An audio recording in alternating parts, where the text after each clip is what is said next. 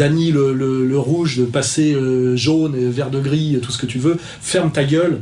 Je veux dire, prends les sous que tu as mis de côté, prends ta retraite, continue tranquillement à tripoter des gosses, mais ferme-la quand Chavez meurt, ferme-la sur Chavez.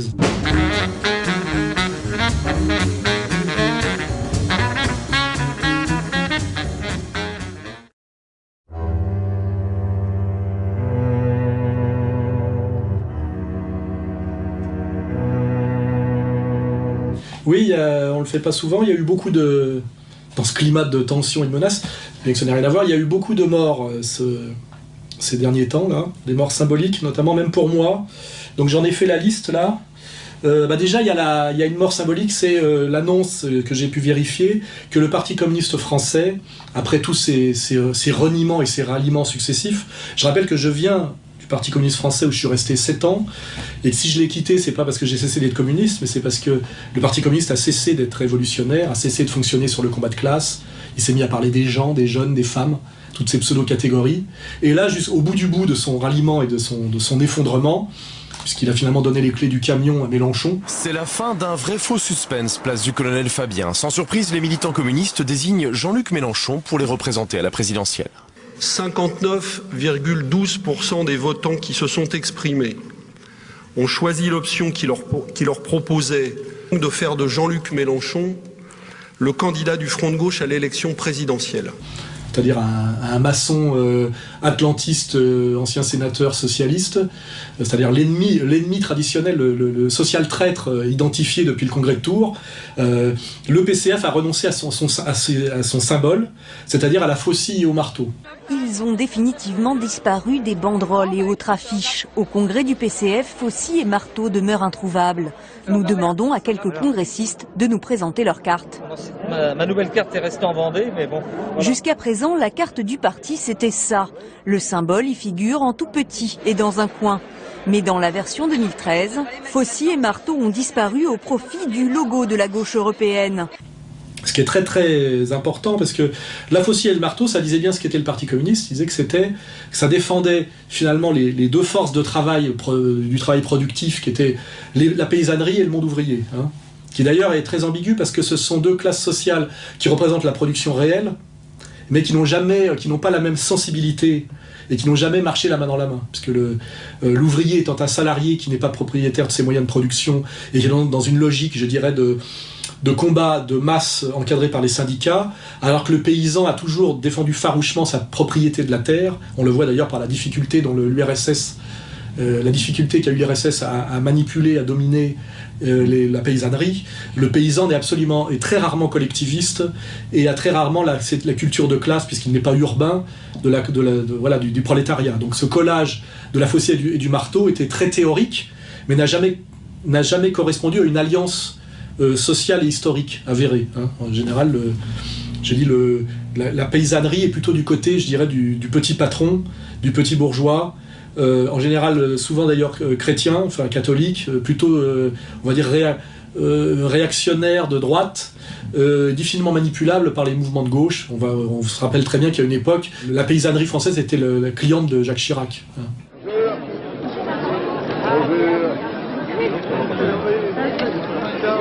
C'est une tradition. Avec ses figures imposées, ses centaines de mains serrées, ses conseils, ses encouragements, Jacques Chirac est chez lui au Salon de l'Agriculture. Chaque année, c'est le même rite.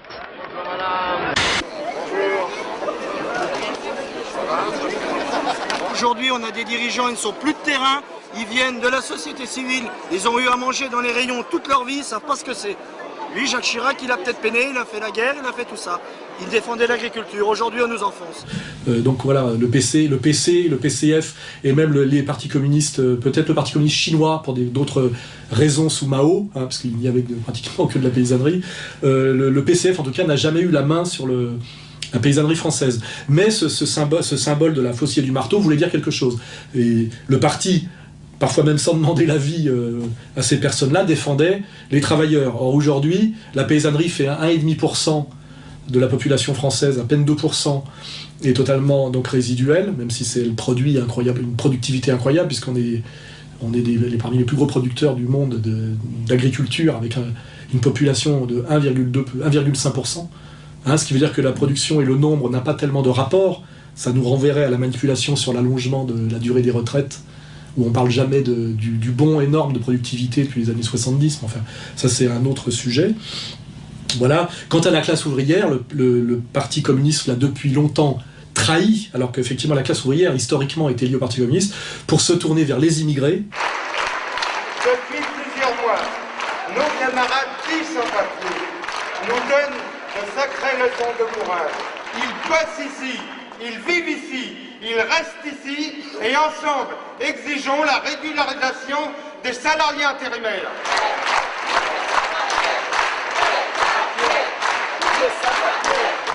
Pour les encarter syndicalement, ce qui a été une catastrophe stratégique depuis des années et des années, s'est tourné vers des pseudo-concepts comme les femmes et les jeunes. Oui, c'est plus que jamais d'actualité, puisque dans un gouvernement avec Nicolas Sarkozy et la droite au pouvoir, une droite dure, les droits des femmes sont mis à mal et se renforcent toutes les questions d'inégalité. Inégalité au travail, inégalité dans tous les domaines de la vie. Parce que en fait, les attaques du gouvernement sont contre l'ensemble des droits sociaux, des droits des femmes, des droits des jeunes. Qui sont des concepts anti-marxistes et sociologiquement inexistants, et qui sont le ralliement théorique à l'ennemi, c'est-à-dire à la social-démocratie de marché. Donc le PCF, après avoir renoncé à tout, s'être renié et s'être rallié à tout, finalement abandonne son symbole historique. Voilà, et finalement à la fin, effectivement, on est plus proche du symbole du NPA, qui, je vous le rappelle, est un mégaphone, un porte-voix. Voilà. Donc bon, voilà, le cadavre du Parti communiste français est en décomposition avancée, pue de plus en plus, et on peut le constater. Voilà, c'est triste, mais mérité, logique, fatal. Voilà. Le Seigneur est mon berger, je ne manque de rien. Sur des prés d'herbes fraîches, il me fait reposer. Oui, alors ça c'est plus personnel. Daniel Dark, qui était de ma génération, il fait partie de ces jeunes chanteurs qui avaient un peu de talent issus de l'afterpunk et de la new wave, que j'ai côtoyé dans ma jeunesse. J'ai vu ses premiers concerts, ça faisait partie de la bande des branchés où on était très peu nombreux. Il a eu un parcours de douleur et de souffrance et de drogue, à mon avis, qui s'explique aussi par la disparition sociale de la bohème depuis les années 80. La bohème, qui faisait des charmes de la France et de Paris, a cessé d'exister. C'est-à-dire que les créateurs de talent ne sont plus du tout en contact avec les producteurs. On voit bien que Daniel Dark, qui se posait des questions religieuses, métaphysiques, qui avait une prise de risque, comme souvent les créateurs, n'avait aucune chance de rencontrer Pascal Nègre dans une boîte du 8e arrondissement, et que finalement sa déchéance, sa mort à avoir au niveau, je dirais, si on voit au-delà de sa personne, avec cette espèce de disparition en France, effectivement, de la bohème, du milieu artistique. Je l'ai vécu moi-même et j'en ai souffert moi-même, et ça a beaucoup à voir avec la domination sur le monde de l'art populaire, toujours de cette clique très peu française, et qui aime nous faire bouffer de la merde, voilà, et dont on a parlé au début, voilà. Il faut regarder qui est derrière la production de spectacles, ce qui se passe chez Drucker le dimanche, pourquoi c'est toujours les faux artistes les plus merdiques qui passent et jamais les bons. Il y a eu Roland Garros, c'est ça, je préfère Wimbledon, moi, c'est beaucoup mieux. Roland Garros, c'est pas la classe. Le gagnant, il repart avec un saladier. Ouais. Le finaliste, il part avec quoi? Un appareil raclette ou quoi? Je sais pas, c'est débile. Ah non, puis alors moi, il me bassine avec l'anniversaire de mai 68, mais ça n'a rien à voir, mai 68 et mai 2008. Mai 68, c'était le temps des cerises, mai 2008, le temps des queues de cerises.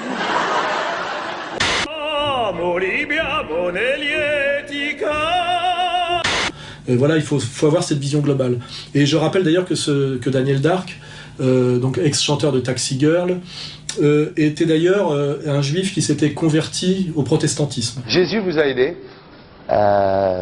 Dieu m'a aidé, ouais, enfin moi le Père. J'ai la foi. Ouais. Ça peut-être directement avec le Père, mais... Ouais, ça peut être directement avec le Père. Vous dites le christianisme et le rock'n'roll sont les dernières formes d'honnêteté. Ouais, je le pense, sincèrement. Voilà, c'est intéressant de le faire remarquer. Donc paix à son âme. C'était pas un génie, mais il avait un petit talent et il est exactement de ma génération. On s'est croisés beaucoup dans les années fin des années 70 et début 80. Et donc je salue sa mort qui accompagne la mort de beaucoup de mes camarades, parce que je suis d'une génération dont très peu ont atteint l'âge de 50 ans. Hein, voilà.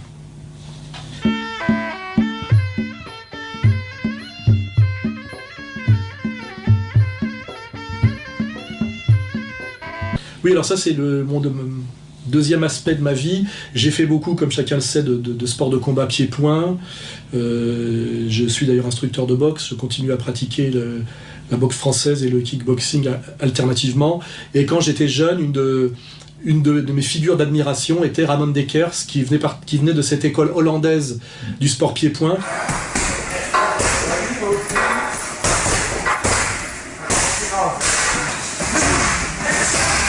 Je ne connais pas assez précisément la formation de Ramon Dekers pour savoir s'il a commencé par la boxe française, mais il avait une magnifique technique de jambes, et une magnifique d'ailleurs technique de poing, qui me font dire qu'il venait d'abord, à mon avis, de la boxe française.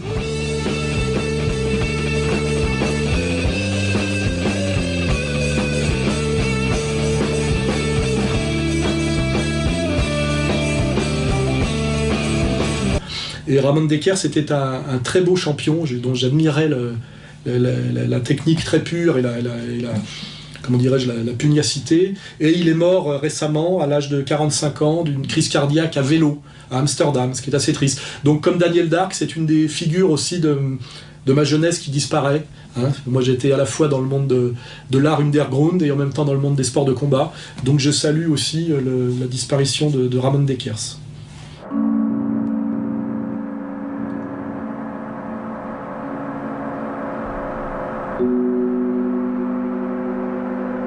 Oui, alors est mort le mois dernier aussi, Claude Kovassi, qui était un activiste suisse qui s'était fait connaître parce qu'il était dans les services secrets suisses et qu'il avait refusé une manipulation sur le frère de Ramadan pour essayer d'en faire un terroriste. Il ne s'agissait pas d'un travail d'informateur, mais c'était une mission d'infiltration, qu'il s'agissait d'être au plus proche de Hani Ramadan, d'avoir des responsabilités dans ce centre islamique pour moi, de manière après à pouvoir... il y avait donc plusieurs éléments, de mettre par exemple le manuel d'Al-Qaïda dans l'ordinateur du centre islamique, de placer des lettres de judaïstes qui étaient partis en Irak dans les dossiers d'Hani Ramadan, de façon à ce qu'à un moment donné, la police puisse trouver toutes sortes de preuves et qui auraient permis d'impliquer Hani Ramadan dans un réseau de combattants pour lequel il n'est évidemment absolument pas en lien. Parce que le frère de Ramadan, Hani Ramadan, je crois, a un centre islamique à Genève, parce que je rappelle que les Ramadans sont suisses, comme moi d'ailleurs, partiellement. Voilà. Donc ce qui est étrange, c'est qu'il est mort, pas dans son lit, d'une overdose de cocaïne. Alors je le dis tout de suite pour ceux qui voient que je me gratte parfois le nez et tout ça, je ne suis pas cocaïnomane, ça ne fait pas du tout partie de mes pratiques. J'ai eu un passé plutôt du côté des opiacés, ce qui n'est pas du tout la même école. Hein, voilà. Et donc si jamais un jour vous apprenez que je suis mort dans un lit qui n'est pas le mien d'une overdose de cocaïne, vous saurez que j'aurais été assassiné. Voilà. Donc je ne sais pas ce qui s'est passé réellement, mais ce Claude Kovassi est mort, c'est une mort assez suspecte. C'était un combattant, lui, authentiquement anti-impérialiste et anti-atlantiste, pas comme le NPA, la CNT et les jeunes qui sont chargés de m'emmerder. Et voilà, mort très étrange pour vous dire qu'il y a du danger dans ce combat. Il animait un site qui s'appelle Mécanopolis. Nous étions en très bons termes et en relations fréquentes. Et ce qui est bizarre, c'est que son cadavre était à peine froid, que les gens qui sont censés soi-disant travailler pour lui ont prétendu qu'il était sioniste, qu'en fait il était finalement mondialiste parce qu'altermondialiste, et un jeune dont je vais oublier le nom qui anime un blog qui est de façon vouée à la disparition, a prétendu en plus de façon totalement mensongère que Kovassi avait refusé de diffuser les activités de égalité-réconciliation alors que je lui avais demandé. C'est totalement mensonger et absurde, puisque c'est nous qui diffusions à la demande de Claude les informations de Mécanopolis, puisque c'est c'est nous le gros site qui d'ailleurs diffusons les autres, et je n'ai jamais demandé à Mécanopolis de diffuser ER, puisque ER est un site de diffusion des autres. Donc mais ce qui est marrant, c'est que son cadavre était à peine froid, que tous les menteurs sont montés au créneau pour inverser un peu son message, et en faire finalement un mondialiste plutôt sioniste, et qui n'aimait pas égalité et réconciliation. Donc je salue sa mémoire, et je suis attristé que c'est souvent dans ce genre de combat ignoble, et c'est aussi la marque de certains, comme je dis toujours, que dès qu'un combattant est mort, les autres en face viennent pour essayer de le retourner et de faire parler un cadavre, ce qui est la marque des salopards, de faire parler des morts, vous voyez. Voilà, donc je m'attriste à plusieurs, pour toutes ces raisons, de la mort de Claude Covassi, animateur du site Mécanopolis, avec lequel nous étions en très bons termes, qui était pratiquement sur la même ligne que nous. Et je rappelle que ce type, qui était un combattant, un militaire, avait à peine 45 ans, hein, voilà, et mort étrange, suspecte, pour vous dire aussi que ce combat anti-sioniste, anti-atlantiste, anti-impérial, puisque c'est de ça dont il s'agit, est réellement dangereux, voilà.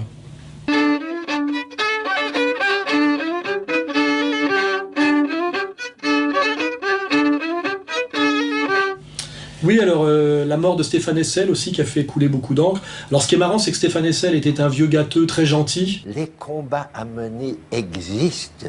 Détectez-les. Choisissez chacun d'entre vous ce qui vous choque, ce qui vous indigne, et alors mobilisez votre énergie. Mais dont le livre Indignez-vous était d'une indigence totale. Enfin, c'est vraiment du droit de l'hommisme intégral. Alors ce qui est marrant, c'est que ce sont les gens qui appellent au droit de l'homme, alors que le droit de l'hommisme est l'idéologie de l'ONU et de tout le système de domination impériale, et qui s'étonnent finalement des fruits de l'arbre qu'ils soutiennent. Voilà. Quand on est cohérent, on ne combat pas l'Empire et les exactions de l'Empire, dont l'histoire du sionisme est un des enfants, un des avatars, au nom des droits de l'homme ou de l'ONU, qui est d'ailleurs une légère contradiction que je note chez Thierry Messant, parce que finalement il vient de ce monde-là, et il prétend montrer les dysfonctionnements d'un système, alors que ce ne sont pas des dysfonctionnements.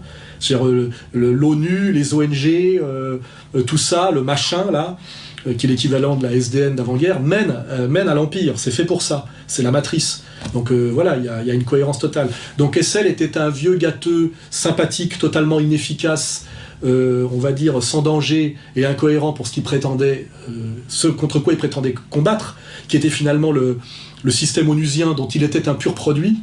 Mais ce qui est marrant, c'est que tout le monde a salué la mort de ce brave monsieur, qui avait un joli CV de résistant, de machin, enfin qui était quand même mouillé dans la Déclaration universelle des droits de l'homme, qui est la matrice impériale. Les responsables de la rédaction de ce texte étaient de grands juristes.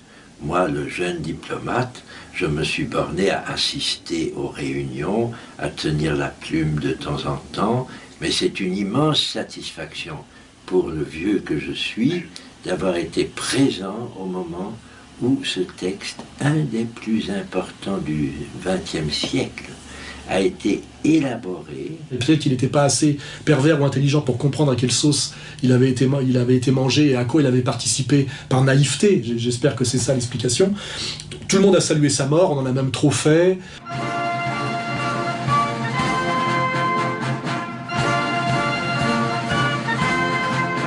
Son indignation n'était pas une morale de l'impuissance. Elle était et demeure une exigence d'action.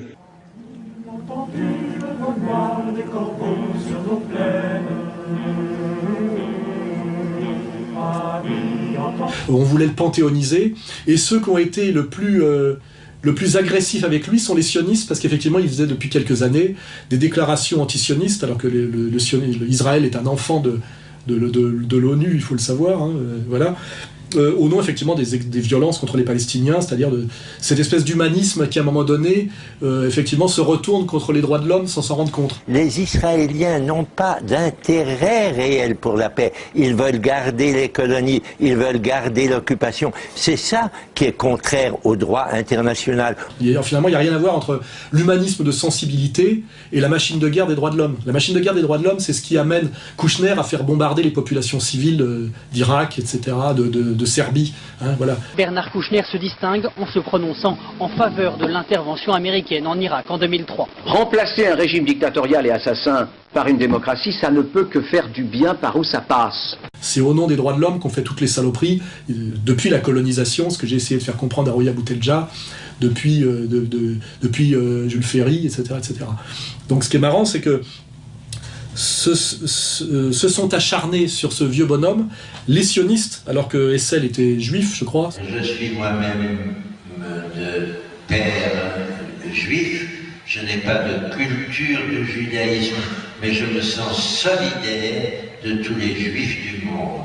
Ce qui permet toujours en France de critiquer Israël, parce que si on n'est pas juif, on n'a pas le droit. De même, il me semble essentiel que je puisse critiquer le gouvernement d'Israël lorsqu'il se livre à des actes que personne ne peut considérer comme légitimes.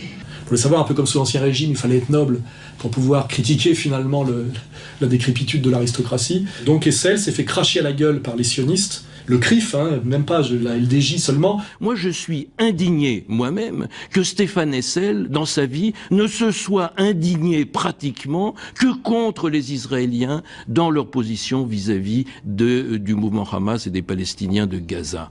Et ça, c'est quelque chose qui me choque énormément. Ça montre bien le tribalisme, c'est-à-dire que quand un type au nom de valeurs morales supérieures, ne joue pas la solidarité tribale, sa tribu le massacre. Vous voyez, ça renvoie aux travaux de René Girard, et ce pourquoi le Christ est venu. Si on pense au Christ, je dirais comme d'un point de vue sociologique, hein, et conceptuel, et non pas d'un point de vue de la religieuse et de la révélation. Voilà. Et ça nous situe toujours effectivement les valeurs ignobles des gens qui nous dominent au nom de la République et de la démocratie, qui sont le tribalisme haineux. Ce qui m'inquiète en fait, dans cet encensement absolument invraisemblable, c'est les raisons pour lesquelles il a été encensé. Il met sur le même plan le nazisme, la lutte pour les sans-papiers, les retraites et, je préférerais qu'on en parle dans un deuxième temps, si vous voulez, de son principal sujet d'indignation qui surpasse tous les autres, la Palestine et Israël. La seule obsession d'Hessel, d'accord, il a cette phrase dans Indignez-vous, que le Hamas était obligé de lancer des roquettes sur les villes israéliennes. Il n'a pas un mot sur les violations des droits de l'homme. On va faire le débat sur la Palestine. Alors, en tous les cas... Donc Hessel n'ira pas au Panthéon, bien que toute la France officielle l'ait voulu, parce que la communauté juive organisée a décidé que c'était un traître à sa tribu. Voilà. Et ils se sont comportés avec son cadavre de façon ignoble, mais c'est récurrent, c'est le style. Voilà, hein. Voilà, c'est... cette vulgarité, effectivement, de Netanyahou chantant à Toulouse sur des cadavres d'enfants qu'on n'a jamais vus, d'ailleurs. Patria, patria, patria querida, tuyo es mi cielo, tuyo es mi sol. Oui, la mort la plus importante que j'ai gardée pour la fin, et fait la mort très importante, très tragique et très suspecte de Hugo Chavez, qui est mort à 56 ans, ou enfin assez jeune, d'un cancer assez fulgurant et assez tenace. Il avait fait d'ailleurs lui-même remarquer que tous les leaders sud-américains qui s'opposaient à l'empire nord-américain, avaient plus ou moins tous chopé des cancers en même temps. No lo sé, solo dejo la reflexión, pero esto es muy, muy, muy extraño, que nos haya dado cáncer a Lugo, el presidente Lugo, a Dilma cuando era candidata, después vengo yo y ¡pum! Entrando en año electoral, a los pocos días Lula y ahora Cristina. Bueno. Voilà, lui en est mort, malgré les soins prodigués par l'excellente médecine cubaine. J'en profite pour saluer, effectivement, une fois de plus, contrairement à toute la gauche bobo ralliée, effectivement, Cuba, qui tient ce petit bastion de la résistance anti-impériale que j'ai soutenu toute ma vie, ce qui n'est pas le cas de la gauche institutionnelle, hein, et des salopards qui se réunissent au théâtre du Rond-Point pour cracher la gueule de Castro. Cuba si, Castro no, c'est le slogan d'une soirée de solidarité avec le peuple cubain qui se tient en ce moment même au théâtre du Rond-Point à Paris. Cuba oui, Castro non. Pour mobiliser l'opinion, Reporters sans frontières fait appel à des stars.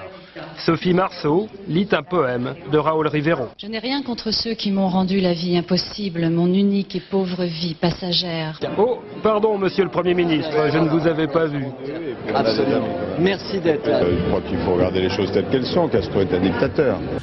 On remettra un peu ce qu'a été l'histoire de Cuba avant Castro, pour voir ce que cette gauche française soutient. En étudiant l'histoire de Cuba au XXe siècle, on découvre avec surprise qu'il y a quelques décennies, c'était la mafia qui régnait en maître dans l'île. Contre de l'argent, ils offraient tout aux étrangers. Jeux de hasard, drogue et sexe. Les Américains affluaient à Cuba. C'était le lieu de divertissement des personnalités riches et célèbres dans les années 50 et 40.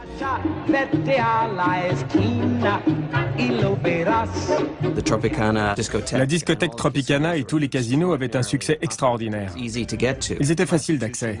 La prostitution était endémique, tout comme le jeu et la drogue. Toutes ces industries étaient contrôlées par la mafia aux États-Unis et à Cuba. Meyer Lansky, dont les parents ont fui les persécutions en Russie. Lucky Luciano, fils d'un paysan sicilien pauvre. Santo Trafficante, spécialisé dans la drogue et les films pornographiques. Amleto Battisti, d'origine corse, propriétaire d'hôtels et directeur de banque, tout comme l'italien Amadeo Barletta, les deux plus grands trafiquants des Caraïbes. Ça soutient la mafia, le syndicat du crime, et la prostitution et l'impérialisme américain, en attaquant finalement le travail qu'a fait Castro. C'est bien important de savoir, effectivement, dans un monde politique, qu'on n'est pas dans l'idéal. On combat quelqu'un contre quelqu'un. On défendait Chavez contre ce qu'il y avait avant au Venezuela, pareil. Il n'y a pas d'idéal du chavisme, il n'y a pas d'idéal du Venezuela. Il y a sans doute des tas de problèmes de clientélisme, de bricolage, d'inefficacité économique dans l'épopée de Chavez, mais globalement, quand on est un homme de gauche, il a fait beaucoup pour les classes populaires, il a fait beaucoup pour la redistribution, il a nationalisé le pétrole, la manne pétrolière est allée au peuple et pas aux élites compradors corrompues. En 1925 ya Venezuela era el primer exportador del mundo y así se mantuvo hasta 1970. Ah, ¿y cómo terminó Venezuela el siglo? El siglo XX terminamos con más de 50% de pobreza, lo cual ya hoy ha bajado casi a 20%. Todavía estamos lejos de la meta, pero para allá vamos. No llegó al campesino los beneficios del petróleo y de la riqueza nacional. Pues bien, eso ahora no puede ocurrir de nuevo. Donc normalement, tout homme de gauche doit supporter Chavez pour ça. De todos modos, yo le voy a repetir lo que le estoy diciendo. Esto es muy serio. O usted cumple con las leyes o entrégueme el banco. Dígame cuánto vale el banco. ¿Oyó? No voy a discutir con usted. No voy a discutir con usted. Yo le voy a pedir que usted atienda a estas personas. Si usted no tiene tiempo, no puede, entonces dígame cuánto cuesta el banco. Yo le compro el banco. No está en venta, pero usted sabe que yo lo puedo expropiar perfectamente, ¿verdad? Lo puedo expropiar. Un grand salut au commandante Chavez, une grande tristesse pour sa mort. J'espère que son successeur gagnera les élections et qu'il se montrera au niveau. Je pense effectivement que Chavez a été assassiné par ces impérialistes ignobles dont les méthodes de combat sont toujours les plus ignobles, comme je l'ai dit, et notamment coller le cancer en douce. Il y a des tas de moyens de coller le cancer aujourd'hui. Il ne faut pas se mentir. Il a été sans doute tué en douce comme a été tué Arafat à l'époque. Servons-nous de cette mort pour faire de la pédagogie. Qui a craché sur son cadavre et qui a fait semblant de le soutenir? Alors, très peu de gens l'ont soutenu. À gauche, on a eu droit au grand numéro de pleurniche de Mélenchon. Les cendres de Chavez sont chaudes, sont brûlantes.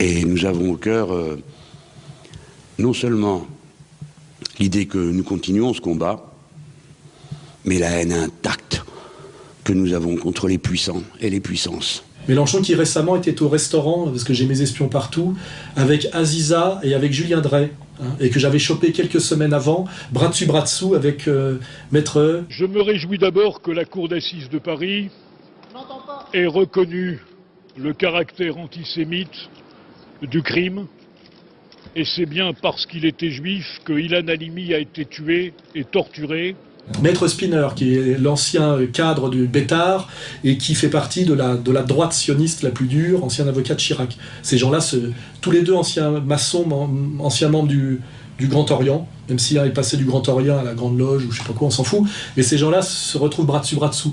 Donc les larmes de crocodile de Mélenchon, je n'y crois pas une seule seconde, parce que rappelez-vous bien que Chavez soutenait Assad, avait soutenu Kadhafi. Bien hablé ayer en la mañana, mediodía, con el presidente de Siria, nuestro hermano Bashar al-Assad. Desde aquí nuestra solidaridad con el pueblo sirio, con el presidente Bashar. Allá están los libios resistiendo la invasión y la agresión. Pido a Dios por la vida de nuestro hermano Muammar al-Gaddafi. Lo andan cazando para matarlo. No se sabe dónde anda Gaddafi, creo que se le fue para el desierto. Está haciendo lo que tendría que hacer. Lo que tenía que hacer, pues. Or, Mélenchon, là-dessus, est un atlantiste total. Donc, quand soi-disant on pleure sur la mort de Chavez et qu'on disait que c'était son ami et qu'on soutenait son combat, on soutient aussi de façon cohérente, dans une lutte contre l'Empire, les alliés et les soutiens de Chavez, soutien réciproque. Or, que dit Mélenchon sur Assad? Ce qu'il faut maintenant, c'est aller voir les Russes et les Chinois et leur dire, écoutez, vous ne pouvez pas avoir comme seule attitude de dire on ne touche pas à Bachar el-Assad. Vous devez vous impliquer parce que vous êtes des grandes puissances et vous devez être de notre côté pour lui dire de partir, parce qu'il doit partir et pour qu'on organise des élections. Qu'a dit Mélenchon sur Kadhafi et sur la Libye? Comme le dit le maire de Grigny. Le parti de gauche est un parti atlantiste. C'est pas plus compliqué que ça. Il défend les visées atlantistes d'aujourd'hui. Mélenchon est un atlantiste. Hein. C'est un escroc de la gauche sociale authentique. Il joue effectivement un jeu dans un théâtre sous contrôle, parce qu'il faut bien effectivement que les gens déçus du Parti socialiste un jour puissent se tourner vers un cheval de réserve, mais qui est lui-même entièrement sous contrôle du système. Et Mélenchon est très bon acteur, il est capable de pleurer sur Chavez, tout en le lendemain crachant la gueule d'Assad. Alors maintenant, que pouvons-nous faire? Eh bien, organiser d'abord les représailles qui s'imposent contre la famille El-Assad, qui dirige ce pays et qui a des biens, bien sûr, un peu partout à l'étranger. Elle se comporte de la manière que l'on voit aussi violente et qu'Alexandre Adler a parfaitement souligné, parce que c'est un clan qui est là au pouvoir, notamment parce qu'ils ont enregistré la leçon de ce qui s'est passé en Libye, qui s'est terminée par une tuerie de tous ceux qui étaient en place, qui d'ailleurs comptaient tuer les autres. Par conséquent, nous sommes là entre barbares. C'est prouvé que Mélenchon est un menteur, un escroc et un atlantiste intégralement sous contrôle. Hein. Il a été formé par l'OCI, c'est-à-dire l'école de la sociale traîtrise la plus perverse et la plus subtile, qui sont les trotskistes issus du lambertisme. Voilà. Oui, moi j'étais trotskiste, je veux dire, ça me fait plaisir, vous me le disiez. Parce que ça fait maintenant 1 mois, 2 mois que ça dure. On a pris comme ça, toc toc, 1 ou 2 visages de trotskistes, et on transforme notre histoire, notre jeunesse, en une histoire terrible, d'un complot. Comme une secte un peu. Oui. Moi, je suis fier de ce que j'ai fait. Dans les années 70 et début 80, tout le monde était extrême gauche. C'était normal dans notre génération. Donc ces gens-là, jusque-là, c'est normal, mais qu'après, il y a des réseaux. Mais après, vous en trouvez partout. Écoutez, des réseaux que vous me faites rigoler, on se connaît ou on se connaît pas, on a un passé commun, c'est une affaire générationnelle. C'est ce qui a formé tous les cadres de la LCR, qui a été payé pour foutre De Gaulle en l'air et nettoyer et détruire ce qui restait de sérieux du Parti communiste français. Mélenchon a été formé par ces gens-là. Il vient, je le rappelle d'ailleurs, du colonialisme. Hein. Son père faisait partie du personnel colonial au Maroc, je crois. Je suis né à Tanger, j'y ai vécu les 11 premières années de ma vie. Ma famille était des gens qui venaient d'Algérie. Ma mère a été institutrice, elle n'a pas été tout le temps, mais elle l'a été. Mon père travaillait dans la radio-télécommunication. Il y avait une station au Soigny à Tanger, puis ensuite à la sortie de Tanger, il en a été un fondateur. Donc c'est un colon. Alors pour se cacher qu'il était un colon, il dit qu'il n'aimait pas être au milieu des blonds aux yeux bleus. Je ne supporte plus de vivre autrement que dans un endroit où les gens sont mélangés. Donc j'habite à Paris dans le 10e arrondissement. Je ne pourrais pas habiter dans le 6e ou dans le 7e. Je ne peux pas survivre quand il n'y a que des blonds aux yeux bleus. C'est au-delà de mes forces. Oui, il aimait bien être au milieu des bougnoules, mais n'empêche que son père était de l'administration coloniale et qui fait partie de toute cette clique issue du PS, née en Afrique du Nord et issue de l'administration coloniale française. Il ne faut pas l'oublier. Il fait pas partie des opprimés, il fait partie des oppresseurs et de l'administration coloniale oppressive, dont je le rappelle, la figure la plus ignoble est celle de la 3e et 4e République, toujours de gauche. Hein. Voilà, c'est avec Guy Mollet et Mitterrand qu'on tue le plus de gens, toujours. Et c'est la pacification de l'Algérie sous le modèle Jules Ferry, bien plus violente que comment dirais-je, le protectorat du Maroc fait sous l'école catholique de Lyoté. Hein, voilà. Tout ça, c'est des pistes pour réfléchir. Hein. Je vais vite. Mais c'est comme ça, après, on mettra des illustrations, puis les gens pourront réfléchir à tout pour voir que Soral, c'est le sérieux, vous voyez. Mélenchon, il ferme sa gueule après que j'ai dit ça. Il peut pas. Hein. Il peut pas répondre sur Assad, sur la Libye, il peut pas. C'est un atlantiste, point. Donc c'est un impérialiste avec un faux nez de gauche. Voilà. Vous savez, monsieur Aziza, regardez, depuis 2 ans, l'extrême droite répand sur Internet les mêmes attaques contre moi, hein. Continuellement. Mélenchon, juif. Mélenchon, franc-maçon. C'est-à-dire, c'est tous les jours. Et tous les jours, il y a des imbéciles qui relaient sur Internet. Et je peux vous parler d'Internet, je sais ce que c'est, je sais ce que c'est Twitter, et je vis cela. Et je peux vous dire qu'après une émission qu'on a fait sur la chaîne parlementaire, il y a eu des propos assez désagréables concernant les journalistes et les journalistes juifs qui sont arrivés sur les sites. Hein. J'espère que vous ne me soupçonnez pas de les avoir sollicités, car je méprise ceux qui les ont envoyés, et vous avez toute ma sollicitude et mon soutien. Alors, une question. Donc, pour revenir au sujet, qui s'est réjoui de la mort de Hugo Chavez? Je vais regarder mes notes, parce que ça aussi c'est révélateur. La LDJ s'est réjoui de la mort de Hugo Chavez, en des termes ignobles. Aziza, le fameux Aziza, l'escroc à la Shoah que j'avais pointé du doigt, qui d'ailleurs depuis la ferme, hein, parce que voilà, son grand-père n'est pas mort à Auschwitz, c'est un escroc à la Shoah, un maître chanteur moral qui essaye effectivement de justifier ses multiples privilèges en culpabilisant ad vitam aeternum la fibre chrétienne qui est en nous, et qui n'est sûrement pas en lui, on a pu le vérifier. Voilà, Aziza s'est réjoui de la mort de Chavez. Et le plus remarquable, c'est la vieille pute libérale libertaire Cohn-Bendit. C'est un homme politique qui ne comprenait pas la démocratie, qui ne comprenait pas la liberté, et que sa haine contre les Américains, alors on peut comprendre dans cette situation, mais sa haine contre les Américains l'amenait à traiter en ami Ahmadinejad, en ami Bachar el-Assad, et en ami Fidel Castro et Kadhafi. Alors trop c'est trop. Donc je trouve que justement ce populisme qui surfe sur la haine, qui normalement devrait, comme Mélenchon, son copain, ils sont copains comme cochons, hein, Mélenchon et Cohn-Bendit. Ne passe pas d'un sujet à l'autre, parce que c'était la logique d'un début, un commencement, une fin, une discussion, sans faire des sauts de cabri de tous les côtés. Mais si moi je suis un cabri qui a fait 15%. Et Daniel Cohn-Bendit qui a fait 15%. On ne peut plus te regarder comme une vache sacrée, t'es plus un cabri. Mais moi je suis pas lui qui a fait quand même mai 68, je rappelle, hein, et qui luttait contre le gaullisme, l'impérialisme, etc. Il a été le plus dégueulasse, on va dire, et le plus incohérent sur Chavez, en faisant que Chavez ne comprenait rien à la démocratie, alors qu'il a été élu légitimement 12 fois, alors que l'autre est député européen du truc le plus antidémocratique qui existe, qui est l'Union européenne, où tout est géré par des experts non élus, où effectivement quand les référendums disent non, on passe en force. Enfin voilà, la vieille pute libérale libertaire Cohn-Bendit, qui est aussi, pareil, apologète de la pédophilie. La sexualité d'un gosse, c'est absolument fantastique. Enfin, c'est quand même, il faut être honnête, sérieux, un petit gosse. Moi j'ai travaillé avec avant les tout petits, là, les tout petits c'est autre chose, mais avec des gosses qui avaient entre 4 et 6 ans. Bah, vous savez, quand une petite fille de 5 ans et demi, commence à vous déshabiller, c'est fantastique. Parasite permanent depuis mai 68, ce type n'a jamais rien fait d'autre que de foutre la merde, il n'a aucune œuvre, il finira d'ailleurs peut-être un jour à l'Académie française comme Simone Veil, hein. C'est possible. Voilà, se poser la question. Cohn-Bendit, encore plus que Mélenchon, est vraiment, je dis d'ailleurs, finalement c'est le vrai visage de Mélenchon, Cohn-Bendit. C'est voilà, de la trahison totale de ce dont je parlais tout à l'heure, qui nous ramène d'ailleurs à la CNT, à la LCR, à toute cette pseudo-gauche trotskiste, qui est en fait le bras armé de l'atlantisme le plus violent, et qu'on ne me fera jamais croire que Cohn-Bendit est un antisioniste, vous voyez.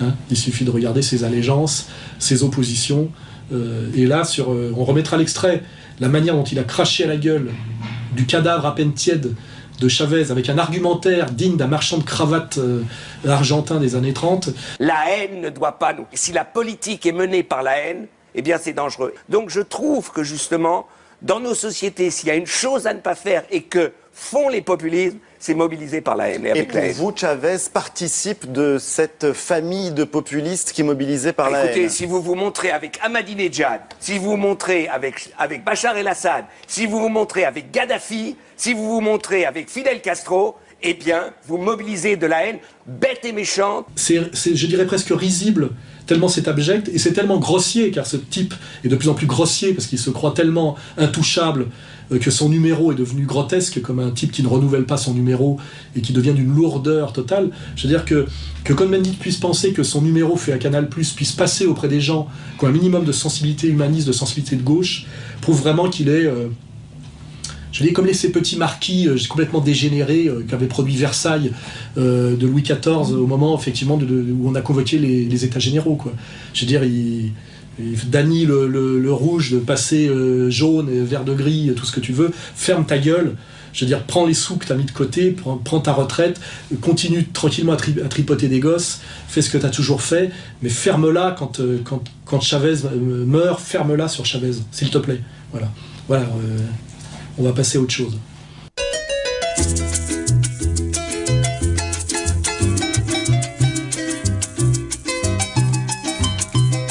Oui, alors ça c'est marrant parce que c'est des travaux pratiques.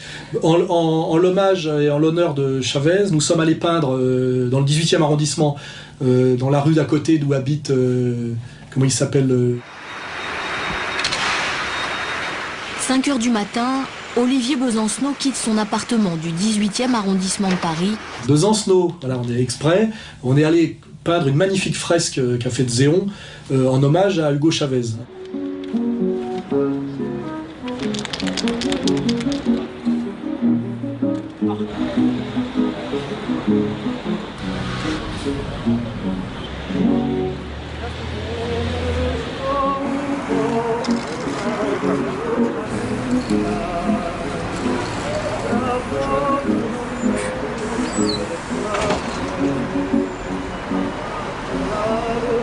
On allait peindre une magnifique fresque, vous allez la voir, parce qu'on l'a filmée heureusement, en l'hommage du commandante Chavez. Or, elle a été profanée systématiquement par des petits cons d'extrême gauche au nom de l'anarchie. Donc on a bien là CNT et NPA. Voilà. Et la deuxième profanation, ils ont carrément balancé de la peinture sur le visage d'Hugo Chavez. Donc pour bien qu'on sache que ces petits nervis d'extrême gauche, encadrés en général par les sionistes de A à Z, je veux dire, et sur le terrain pour le cassage de gueule et à travers les réseaux atlantistes, on peut en rappeler pourquoi l'anti-stalinisme, le trotskisme contre le stalinisme, enfin voilà pourquoi finalement le trotskisme est une des bras armés de l'atlantisme et de l'anticommunisme, et du soutien à Israël, on le sait par les mémoires de Bergeron, etc. Ces petits cons d'extrême gauche sont allés noircir le visage de Chavez en mettant une espèce de blabla en dessous, complètement incohérent pour la Palestine. Ils croient encore que de se prétendre pro-palestinien va encore cacher ce qu'ils sont, quoi. Ils sont effectivement le bras armé de l'atlantisme sioniste, et c'est tout. Voilà. Et là, on va montrera bien comment ils ont profané cette fresque que nous avions faite d'Hugo Chavez. Pas seulement mon nom, le nom d'Égalité et Réconciliation, mais chez Hugo Chavez lui-même. Voilà. Et j'attends d'ailleurs le petit commentaire de Besancenot sur Chavez. Voilà.